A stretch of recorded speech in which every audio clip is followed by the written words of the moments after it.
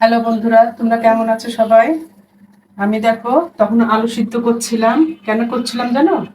আলুর দম বানাবো। ছোট ছোট আলুগুলোকে সেদ্ধ করে খোসা ছাড়িয়ে নিয়েছি। এরপরে এখন আমি দেখো কড়াইতে দিয়ে দিচ্ছি তেল, সয়াবিন তেল।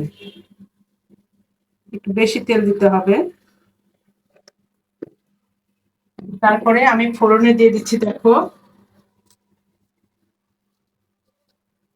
তেজপাতা, শুকনো লঙ্কা,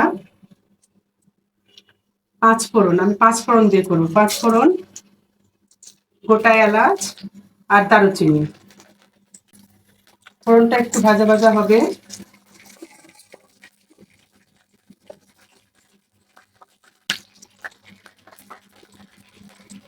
দেখো ফোড়নটা একটু ভাজা ভাজা হয়ে গেছে।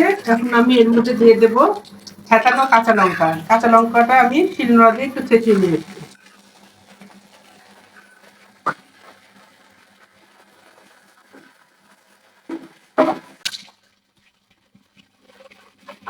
এখন আমি দিয়ে দিচ্ছি আদা, জিরে বাটা, আদা বাটা, কাশ্মীরি লঙ্কা গুঁড়ো আর হলুদ বাটা।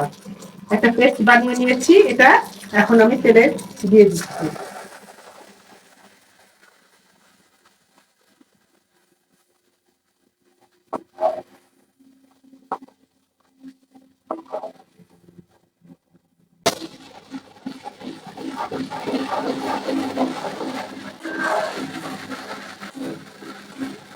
অনেকেই আলুর দমটা পেঁয়াজ দিয়ে করে।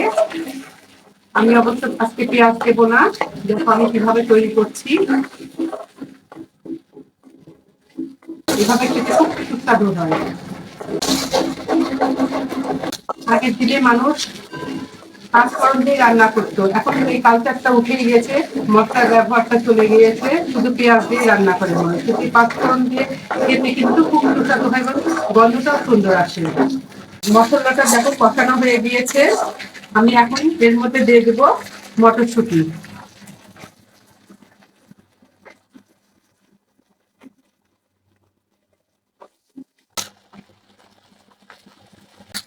দেখো মটরশুঁটি দিয়ে আমি 2-3 মিনিট নাড়াচাড়া করে নিয়েছি। এবার সেদ্ধ করা আলুগুলো ছেড়ে দিব।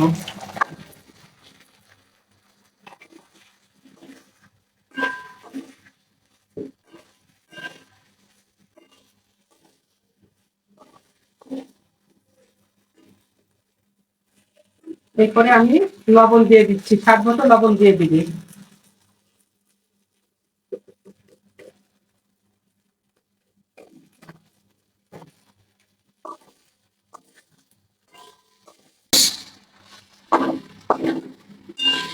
ওটা মশলার সাথে ভালো করে কষিয়ে নিতে হবে।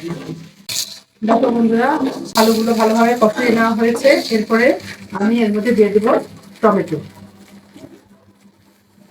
টমেটোটা একটু আগে দিলাম কারণ দুটো টমেটো কাঁচা পাকা।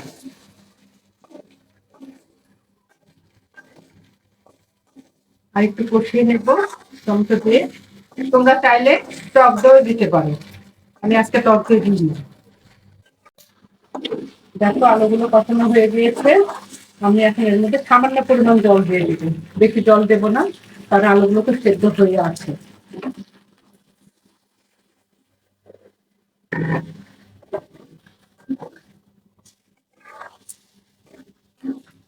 দেখো জল দিয়ে দিলাম। এর মধ্যে এখন আমি একটা জিনিস দিয়ে দিচ্ছি, তোমরা একটু দেখো। কয়েকটা কিশমিশ দিয়ে দিলাম। এটা একটু ফুটবে, তারপরে আমরা নামিয়ে নেব।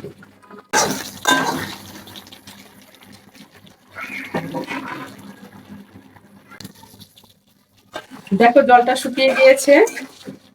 এখন আমি এর মধ্যে দিয়ে দিচ্ছি গরম মশলা গুঁড়ো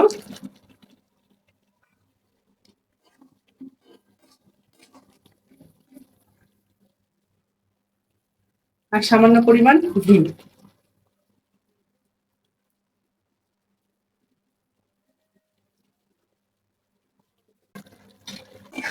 দেখো তৈরি হয়ে গেল আমার আলুর দম।